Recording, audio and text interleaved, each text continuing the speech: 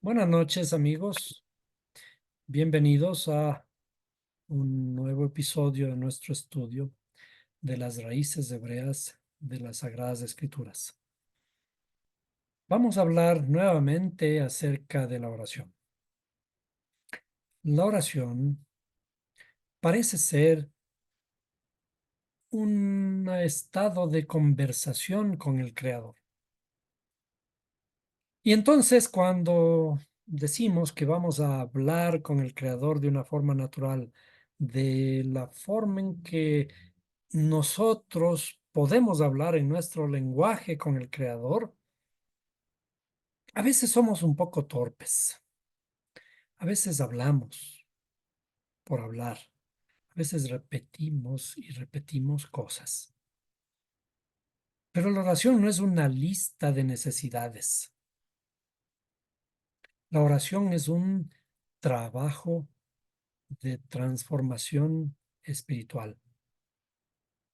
Cuando nosotros tenemos necesidades, cuando nosotros queremos rogarle a Dios por otra persona, inclusive en esas circunstancias, no debemos hacer una lista de peticiones, sino tenemos que mirarnos interiormente hacia nosotros mismos para realizar un trabajo espiritual, un trabajo de cambio.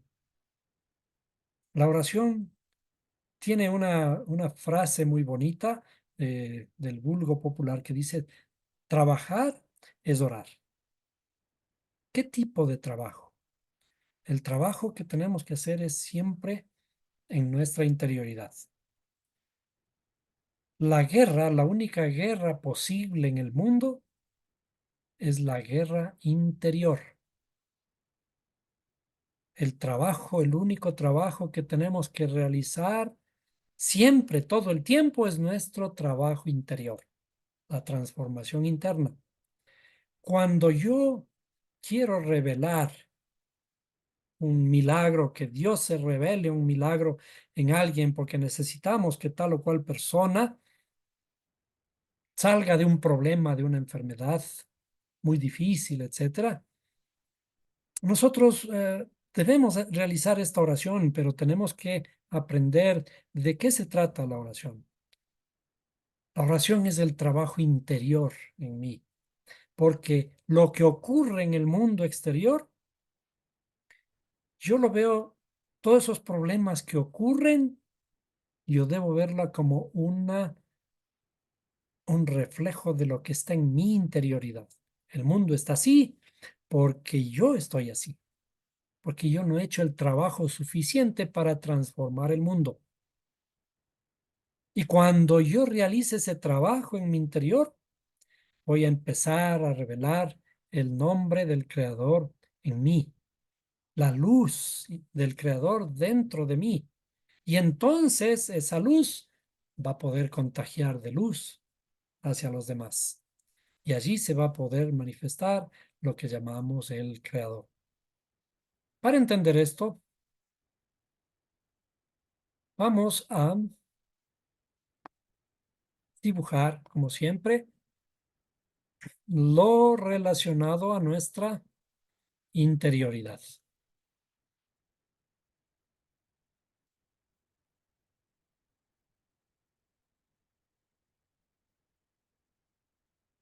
Sabemos que nosotros, nuestra alma,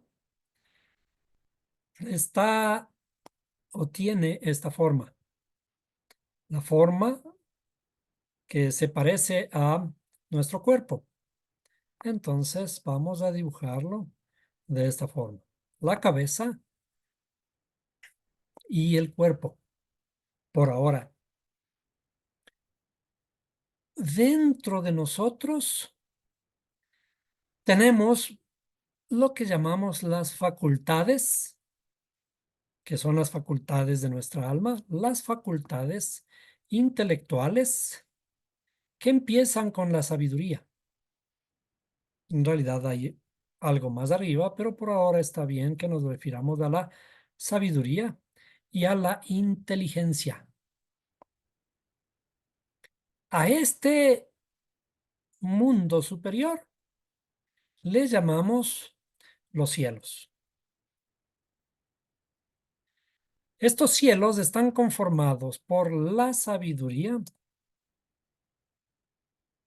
y por la inteligencia. A esto la Biblia lo codifica como los principios padre y madre. Principios. Es decir, que son eh, principios espirituales, esquemas espirituales. Lo que estamos viendo aquí es una alegoría, una representación simbólica de la espiritualidad. En esta sabiduría, que al ser como el Padre, es la idea que viene, que sale del mundo que vivimos interiormente y que viene inclusive atravesando generación tras generación.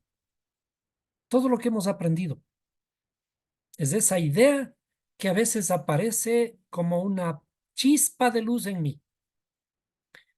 Esa idea tiene que ser trabajada, tiene que ser ordenada. A ese orden se le llama la inteligencia. Y ese ordenamiento es un principio femenino, por eso se le llama madre. Aquí es en donde se revela el creador. Vamos a tomar esto así. Entonces, el creador, el nombre, por eso el nombre es fundamental en todo el escrito de la Biblia. El nombre inicia con una letra Yud, ¿sí? Que es la chispa divina. Y la inteligencia está representada por la letra Hei. ¿Eh? Entonces, hasta aquí, a este creador que está en los cielos, a este creador se le llama Ha o Ka, para no pronunciar correctamente el nombre, pero esto es como aparece en la Biblia como Ha. Alaben a Ha. Es un nombre, es un nombre, parte del nombre del Creador, la mitad que está, digamos, en los cielos. Este nombre del Creador, padre y madre se juntan, quiere decir que la idea está siempre trabajando con la inteligencia. Y cuando padre y madre se juntan, van a producir un hijo. Es decir, se produce la experiencia. Y a esa experiencia la vamos a dibujar en una forma, eh, vamos a ponerle otro color, de una forma que está todavía en formación. ¿Sí? Aquí. A esta experiencia, el fruto de la idea y de la inteligencia, se le conoce como la experiencia o el conocimiento. Pero hemos dicho que es un hijo, el principio hijo. Este hijo, esta experiencia, ya es la luz que desciende desde el cielo para anidar en nuestro corazón y para comenzar a iluminarnos. Es todo lo que hemos estado hablando de la Navidad, todo lo que hemos estado hablando de las fiestas de Hanukkah, de la luz en la oscuridad. ¿Cuál es la oscuridad? Mi interioridad. A esta interioridad también se le llama Egipto. ¿Por qué? Porque son las restricciones. Egipto, la verdadera palabra hebrea para Egipto es Mitzraim, que está relacionada estrechamente con las dificultades, con las restricciones. Es decir, nosotros tenemos dificultades en manejar nuestras emociones, nuestras pasiones, nuestros instintos. Entonces, esta luz tiene que descender y revelarse aquí. A esta experiencia, a esta luz que se revela aquí, se le conoce como la letra Vav. Perdón, otra vez, estoy tomando mal. ¿Sí? Entonces es la letra Vav que la voy a extender hasta el corazón. ¿Sí? Y luego que esta luz se revela, con esta luz comenzamos a transformar mi interioridad y el resultado de esa transformación interior es mi habla, que es la otra letra G. Es decir, cuando vamos a transformarnos a nosotros mismos, estamos revelando el nombre del Creador en mí. Pero ¿qué implica esta revelación del Creador dentro de mí? Mi propia transformación interior. Entonces, esta luz que estoy revelando en mí me va a poder iluminar, porque cuando me ilumina mi cuerpo, ese resultado de esa paz y de esa alegría tiene que manifestarse en mi rostro. Es decir, ese cambio que estoy haciendo es un cambio interior que se va a manifestar en mi cara. De nuevo, aquí. Ese va a ser el signo, el reflejo, el primer reflejo de que estoy transformando mi oscuridad en luz. Estoy transformando mi amargura.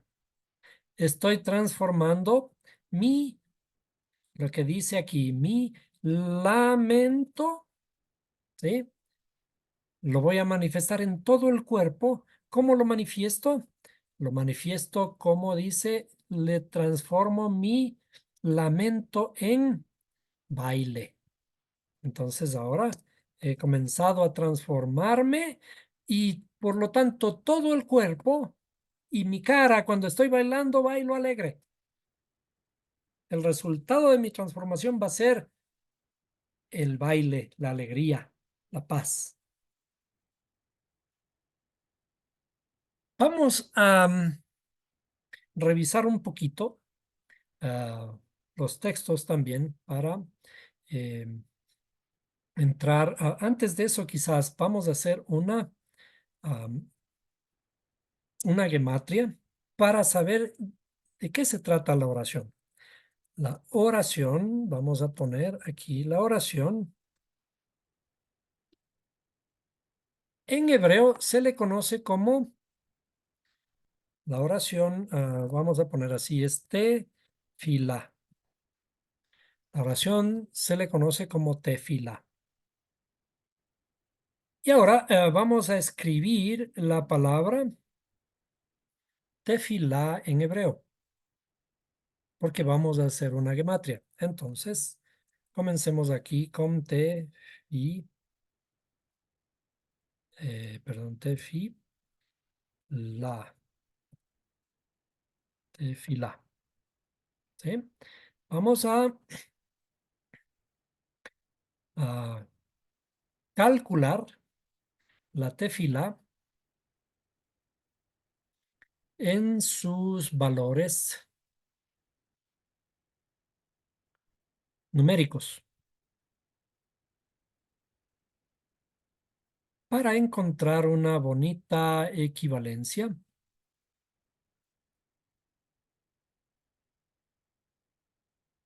Entonces, comencemos. La tefilá, y por ahora le voy a dejar un poquito por acá, voy a hacer una equivalencia y vamos a escribir las gematrias de tefilá. A ver, veamos aquí, acá. Vamos a escribir más chiquito para que me pueda alcanzar. Lo vamos a escribir de este color. Bien. Entonces, comencemos desde la izquierda. La letra Hey vale 5. La letra Lamed vale 30. La letra Pei vale 8. Y la letra Taf vale 400. Entonces, ¿cuál es el valor de tefilá? Sería 515. 400 más 80 más 30 más 5 es 515. Entonces ahora vamos a poner otra palabra a la derecha. Y claro, le tengo que poner también un poco más grandecita. Aquí para escribir. Esta palabra es la palabra, es un poquito más chiquita. A ver, vamos a ver, así, ya. Entonces esta palabra es Shira. Vamos a escribir al como aparece en la Biblia la palabra Shira.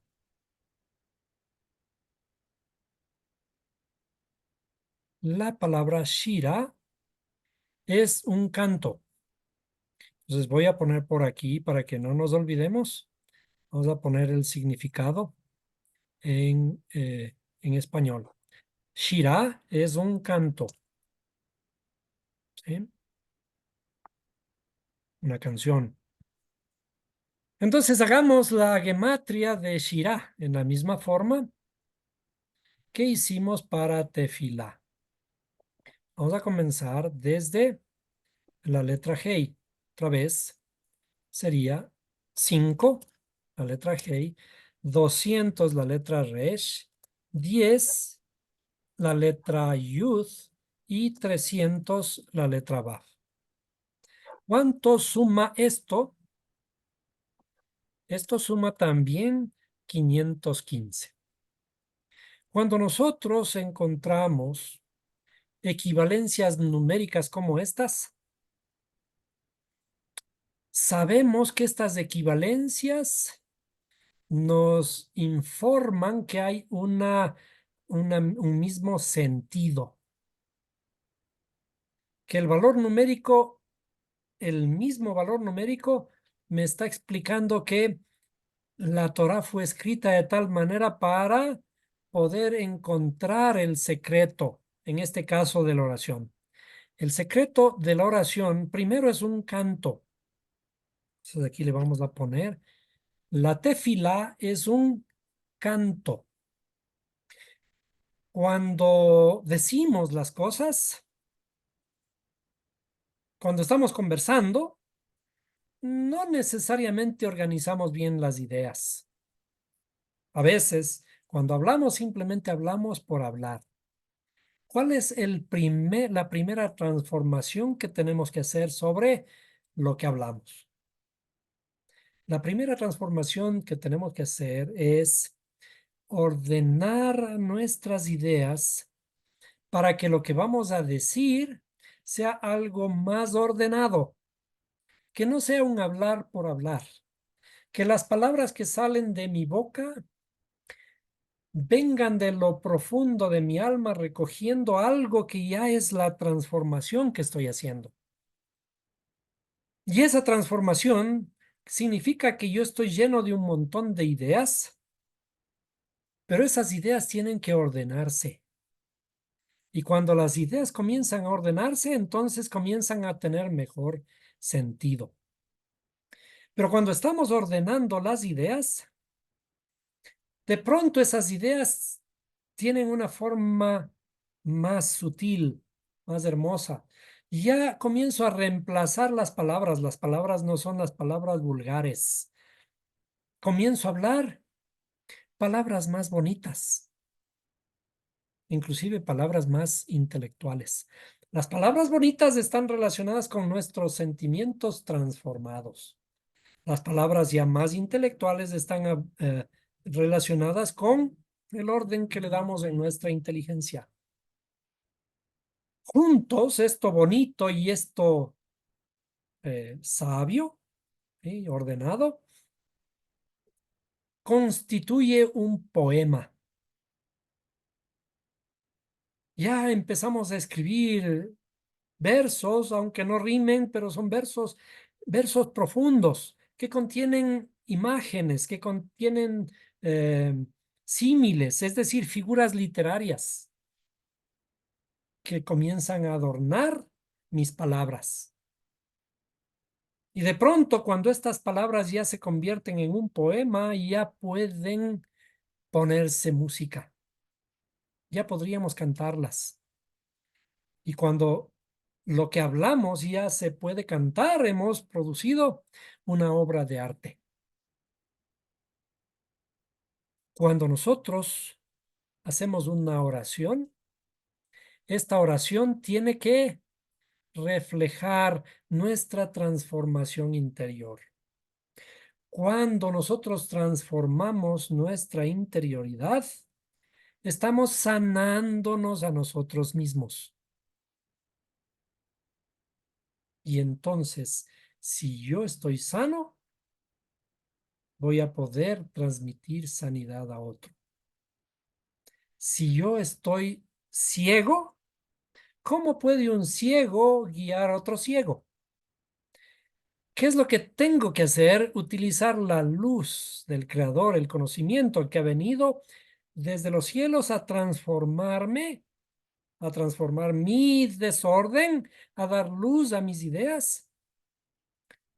Cuando esa luz ha venido a dar luz a mis ideas, entonces estoy transformando todo lo que está dentro de mí y de pronto lo que hable, todo lo que hable va a ser diferente. Es decir, cuando estoy haciendo este proceso, estoy revelando el creador que está en mí, el creador que mora en mí.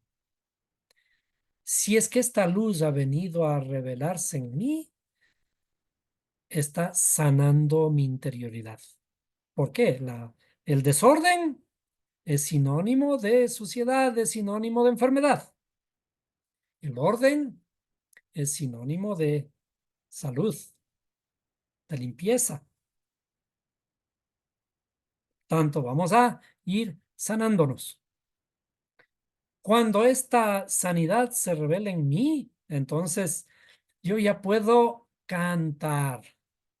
Es decir, mi oración tiene que ser un canto porque ya me ha transformado. Y entonces esa luz que está en mí, yo tengo que ponerle sobre una mesa, no debajo de la mesa. Pongo sobre una mesa para que ilumine a los demás. Si esa luz ya me está iluminando a mí, esa luz va a poder iluminar a los demás. Entonces el trabajo al que se refiere la oración inicia en mí. Porque si yo estoy ciego, ¿cómo puedo pedir que Dios le sane a otro ciego? Porque si yo tengo desorden dentro de mí, tengo enfermedad, ¿cómo puedo pedirle al Creador que sane a alguien que aunque esté en una circunstancia más difícil que la mía, si es que yo no cambio mi interioridad? Entonces, ¿cómo puedo pedir que el Creador a través de mi ruego cambie a otra persona y la sane? Vamos a analizar unos pocos versos de la Biblia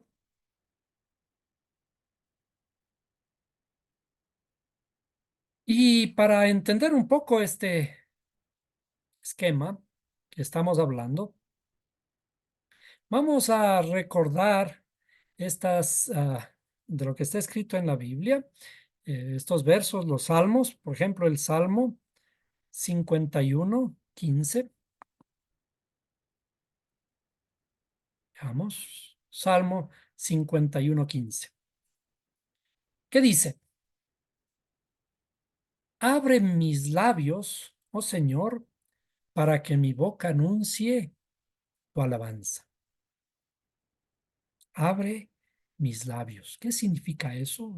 Está hablando David, que él tenía los labios cerrados y que no podía hablar. Algo así. ¿Eh? David mismo se da cuenta de que inconscientemente hemos cerrado nuestros labios y no podremos pronunciar las palabras correctas para poder alabarle. ¿Qué significa alabarle? A decirle, oh Dios mío, tú eres de esto, este otro lindo, etcétera. Alabarle es precisamente contar de sus maravillas a otros, contagiar de esas maravillas a otros, contagiar de su bondad, contagiar de su paz, de su alegría.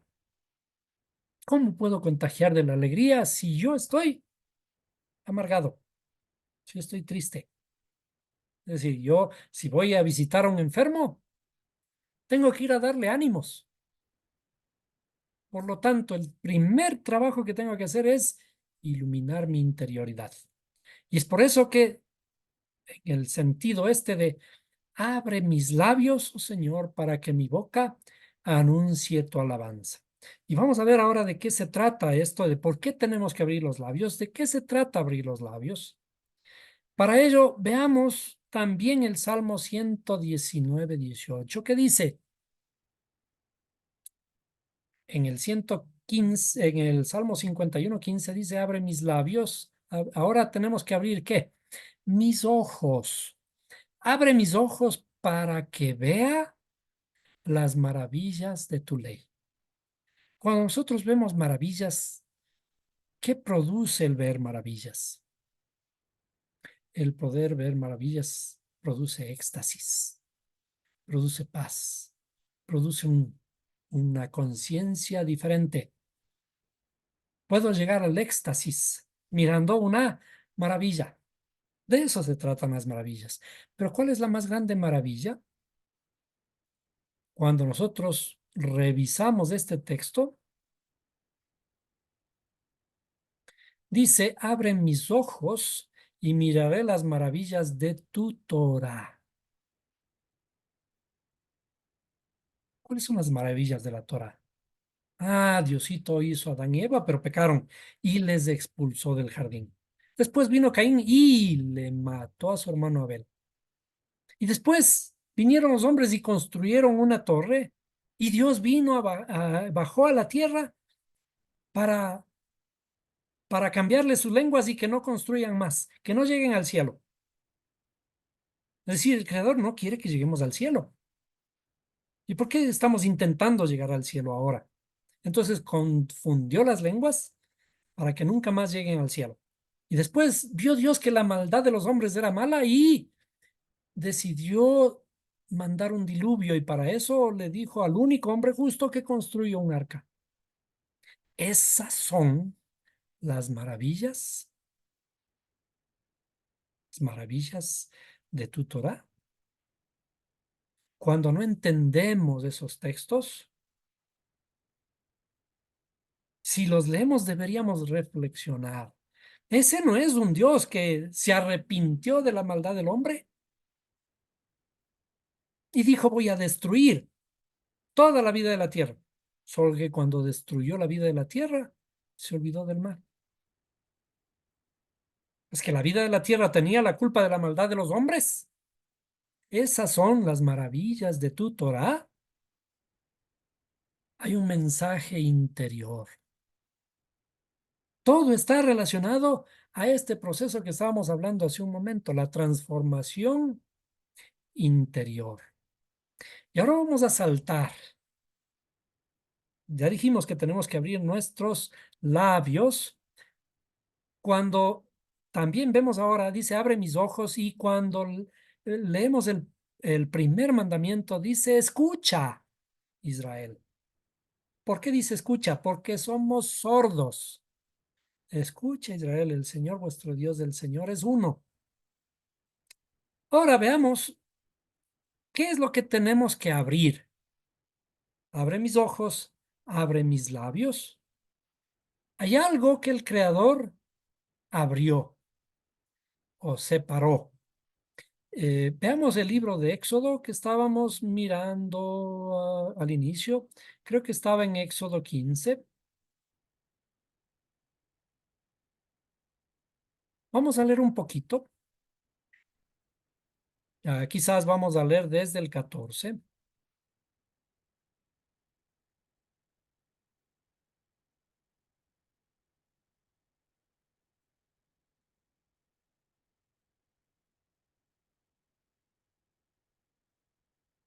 En el 14:21, cuando el pueblo de Israel está saliendo de Egipto, huyendo ya de Egipto de las manos del faraón, recordemos un poquito la historia que Moisés fue a decirle al faraón de parte de Dios. Le dijo, deja ir a mi pueblo.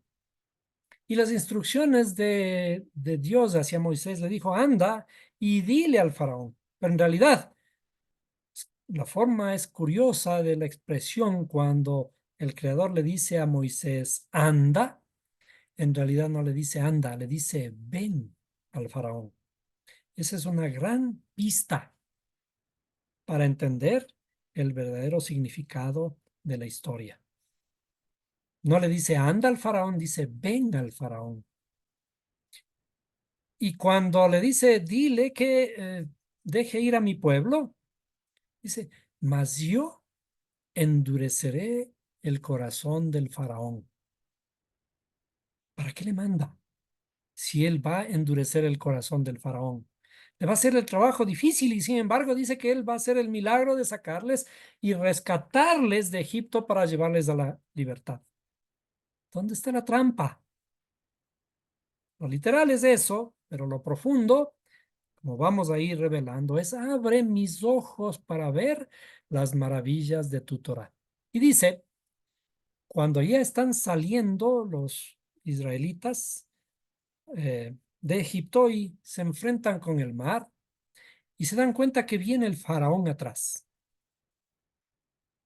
y viene persiguiéndoles por el desierto, decidido a todo, a exterminarlos. ¿Qué tenemos si es que nosotros somos los actores, como efectivamente los sabios nos indican que debemos ser los actores principales de la historia? ¿Qué debemos sentir en esas circunstancias? Que el faraón nos está persiguiendo y estamos frente al mar y no tenemos a dónde escondernos. Sentimos miedo. El miedo es uno de los más grandes problemas del ser humano. El miedo fue puesto para defendernos, para sobrevivir. Pero cuando ya está en riesgo nuestra vida y ya no tenemos alternativas, el miedo comienza a paralizarnos, comienza a nublar nuestras propias facultades intelectuales. Y ante ese peligro inminente, le dice, el creador dice, extiende tu manto, tu vara sobre el mar. Dice, y extendió Moisés su mano sobre el mar.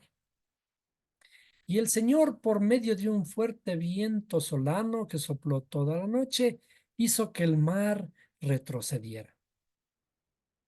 Y cambió el mar en tierra seca y fueron divididas las aguas. Tomemos nota de esto. Fueron divididas las aguas. Y los hijos de Israel entraron en medio del mar en seco, y las aguas les eran como un muro a su derecha y a su izquierda. Entonces los egipcios reanudaron la persecución y entraron tras ellos en medio del mar, todos los caballos de Faraón, sus carros y sus jinetes. Y aconteció que a la vigilia de la mañana el Señor miró el ejército de los egipcios desde la columna de fuego y de nube y sembró la confusión en el ejército de los egipcios. Y entorpeció las ruedas de los carros e hizo que avanzaran con dificultad. Entonces los egipcios dijeron, huyamos ante Israel porque el Señor pelea por ellos contra los egipcios. Entonces el Señor dijo a Moisés, extiende tu mano sobre el mar para que las aguas vuelvan sobre los egipcios, sobre sus carros y su caballería. Y extendió Moisés su mano sobre el mar, y al amanecer regresó el mar a su estado normal, y los egipcios, al oír, se encontraban con él.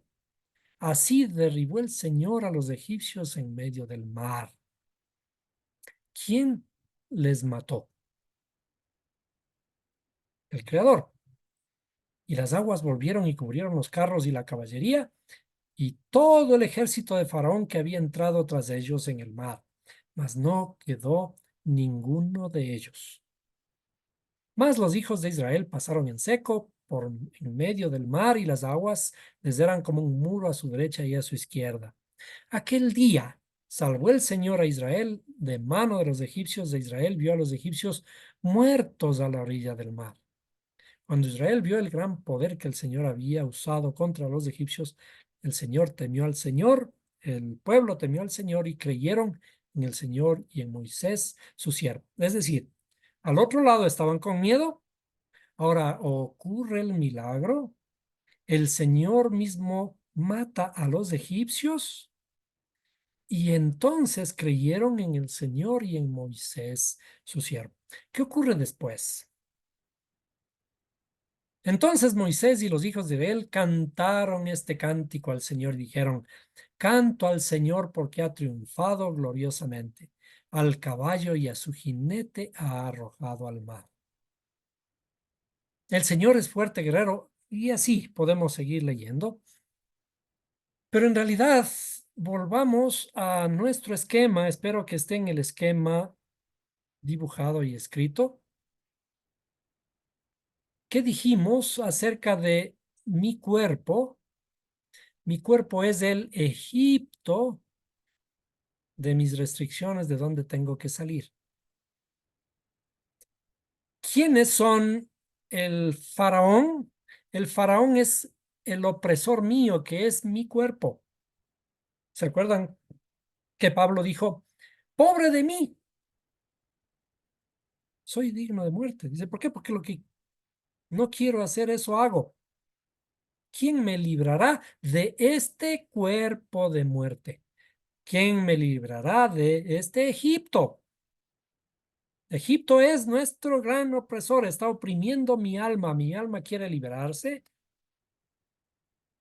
Y cuando ocurre esto, dice el Creador que me va a libertar de Egipto y va a sacarme de Egipto para llevarme a una tierra prometida.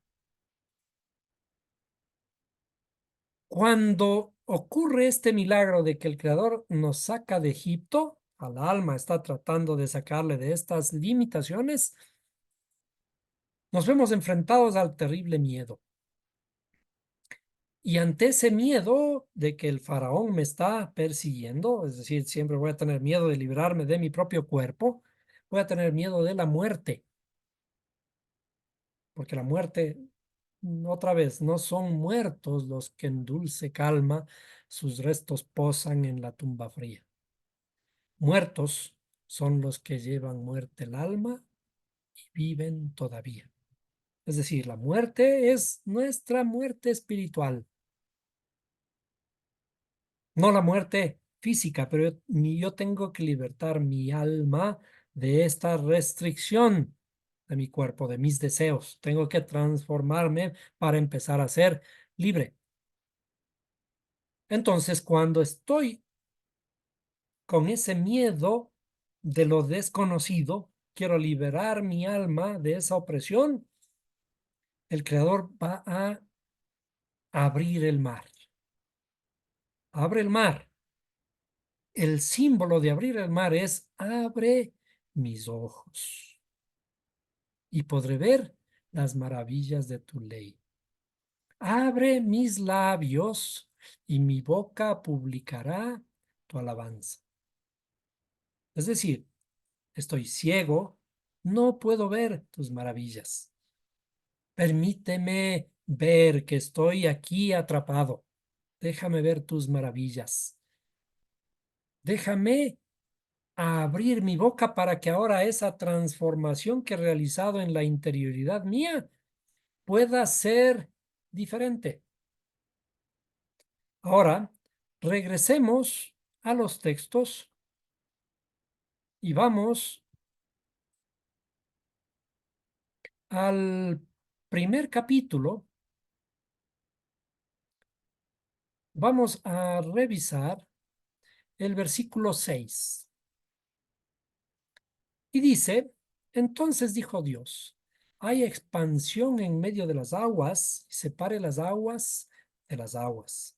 E hizo Dios la expansión y separó las aguas que estaban debajo de la expansión de las aguas que estaban sobre la expansión, y fue así. Esa separación del mar es la separación de estas aguas, de las superiores sobre las inferiores, de mis labios que están mudos y tengo que abrir mis labios para expresar mis palabras de alabanza, palabras de alabanza que deben ser cánticos, que deben ser oraciones, no que deben ser cualquier tontería. Y abre mis ojos y podré ver las maravillas de tu ley. Estamos hablando de cosas sublimes, de cosas divinas. Ahora veamos qué es la tefilá. Perdón, otra vez debería llegar acá. ¿Qué es la tefilá? Voy a escribir por aquí. Voy a ir describiendo el mundo en el que estamos. Del mundo en el que estamos es el mundo físico, el mundo de nuestras acciones, aquí. Y de aquí tenemos que ir ascendiendo hasta llegar al trono divino. Por tanto, una oración es esa elevación desde nuestro mundo actual, físico, en donde realizamos nuestras acciones. A ese se le conoce el mundo de Asia.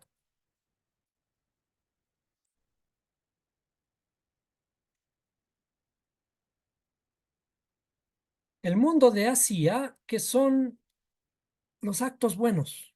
Como dijimos, ¿a qué hemos venido al mundo? Tenemos que encontrar el propósito de por qué vinimos al mundo. ¿Hemos venido a ser buenos o hemos venido a hacer el bien? Nosotros somos malos, sí. No tenemos la expertise suficiente que se necesita para hacer las cosas bien. Estamos en proceso de aprendizaje. Pero ¿cómo aprendemos a ser buenos? Aprendemos haciendo el bien. Mientras ejercitamos el hacer el bien, vamos a ir transformando nuestra interioridad por medio de nuestras acciones. Eso es revelar la luz en nosotros. Eso es lo que se conoce en el mundo cristiano como aceptar a Cristo. ¿Sí? ¿A vos te El, gusta vestir la vieja Mayra? Yo aquí. el aceptar a Cristo es eh, el proceso Nunca sé decir de vieja. conocer la luz, de revelar la luz en mí, en mis propias acciones. Esto es el mundo de hacia mis acciones.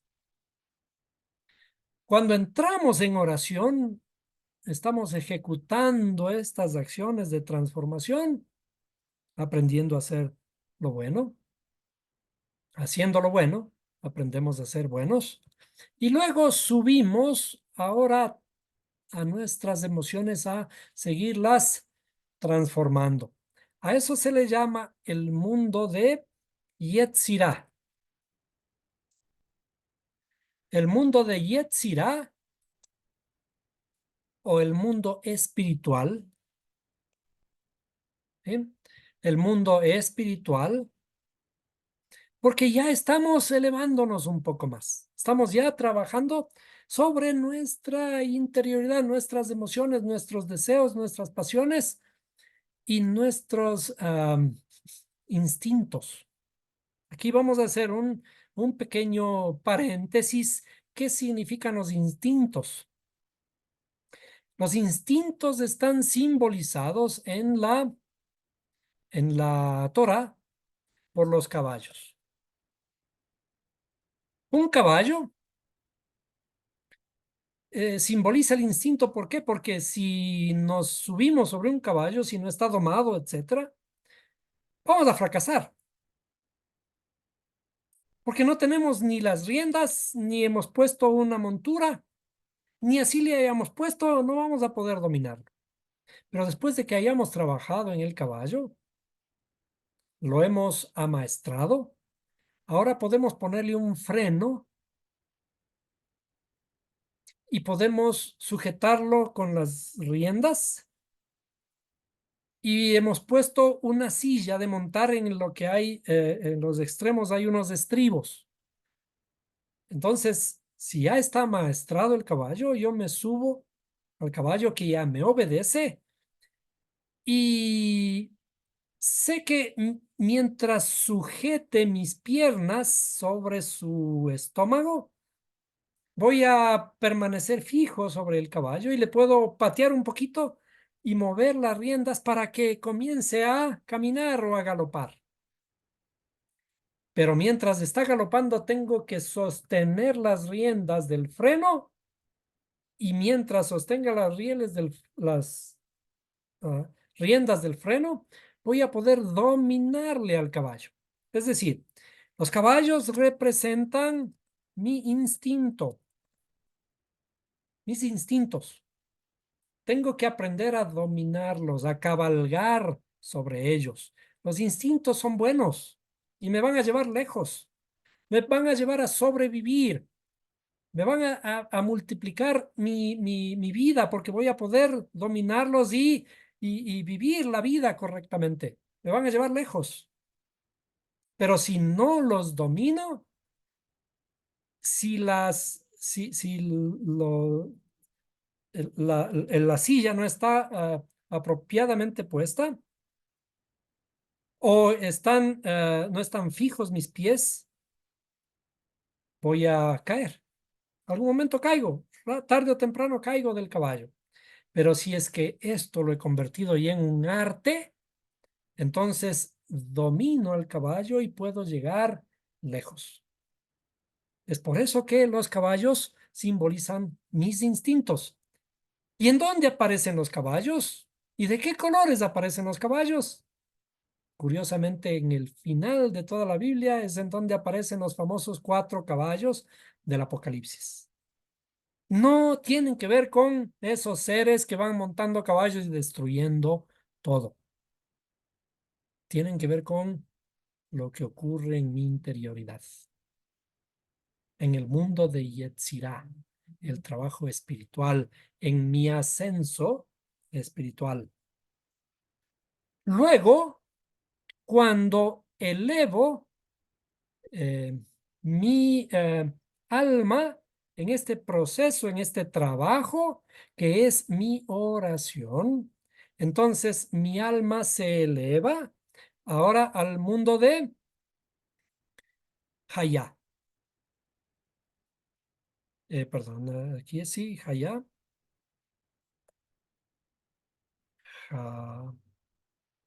Ya. Y luego al mundo de Yehidá. ¿Eh? Entonces, el proceso de oración es mi trabajo espiritual para ir en ascenso desde mis acciones, transformando ahora estas acciones en cosas más espirituales, transformaciones de mi interioridad, para luego tener y llegar a alcanzar un estado de nuevo de conciencia. Cuando ya llego a Hayá, estoy impulsando a este cambio de conciencia. Y este cambio de conciencia, nueva conciencia, el nuevo ser, aquí vamos a poner un nuevo ser, comienza a aparecer una nueva idea y esa nueva idea va a seguir impulsando el fin de todo, que es mi unificación. ¿Qué significa la unificación? Está escrito que el Creador dice, en aquel día Él será uno y uno su nombre. Y es lo mismo que vino a decir Jesús cuando estuvo aquí en la tierra. Le dijo, Padre, haz que estos sean uno, así como yo soy uno contigo.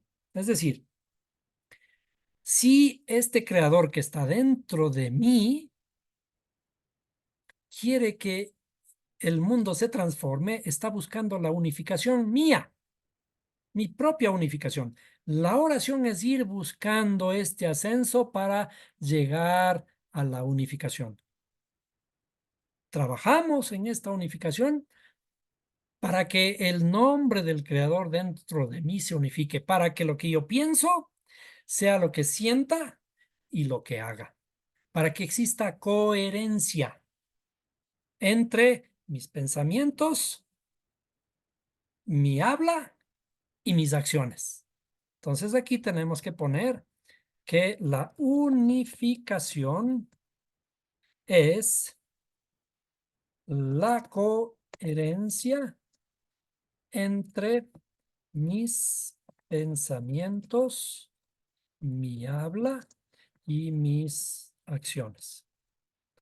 Esto es lo que está declarado en la Biblia como, dice, haz que estos sean uno, así como yo soy uno contigo. Y en aquel día Él será uno y uno su nombre. ¿En dónde está Él? Él está en mí. Y si yo estoy dividido, no estoy unificando al Creador. El Creador que está en mí está dividido. Recuerden que yo soy parte de Él. Y si yo estoy dividido, esa parte de Él va a estar dividida. Y Él quiere que Él sea uno y uno su nombre. Entonces, vamos a poner esto aquí en letras grandes. La unificación es la coherencia. Vamos a ponerle de nuevo porque no me alcanzó el texto correctamente. La unificación es la coherencia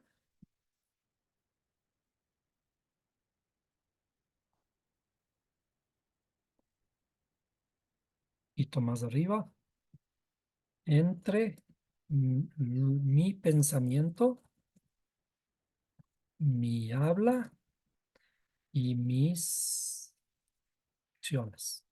Entonces, yo tengo que clamar al Creador por un milagro.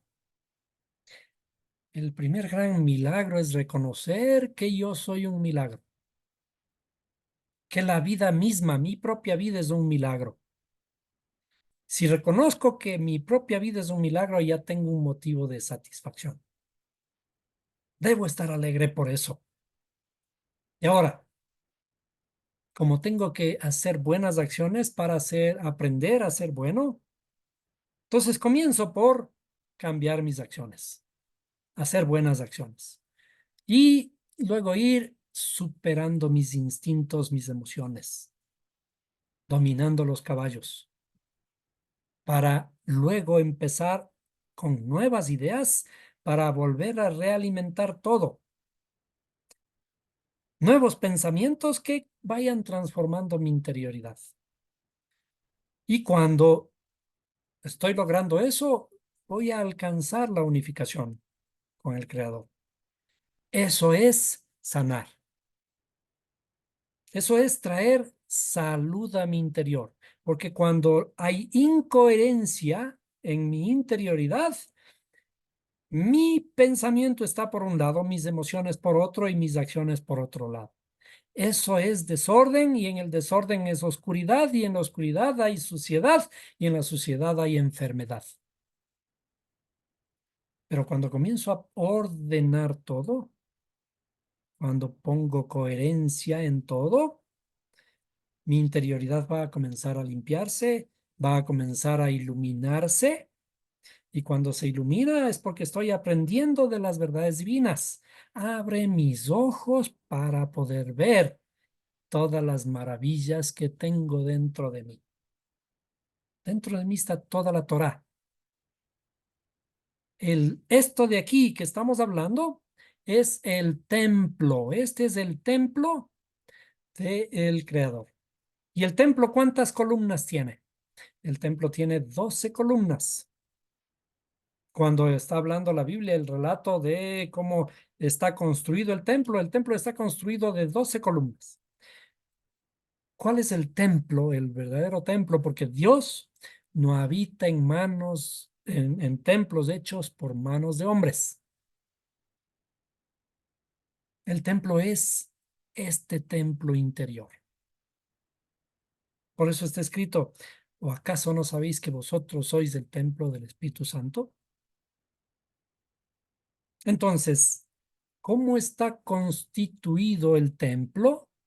El templo está constituido de 12 columnas.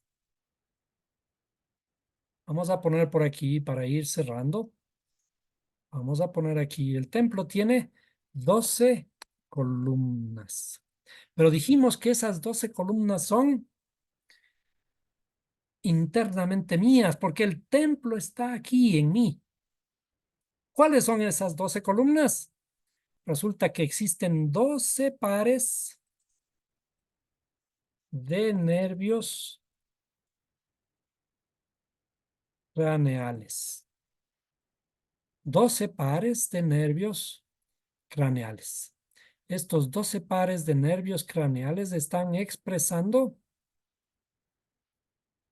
cómo está constituido mi interioridad, mi templo. ¿Qué hacen estos nervios craneales? Estos nervios craneales controlan mis ojos, controlan mi olfato, mi lengua, mi gusto, lo que escucho, y también controlan el funcionamiento de todo mi cuerpo. Estas son las interconexiones de todos estos órganos internos con el centro de todas las operaciones de mi cuerpo, que es el cerebro.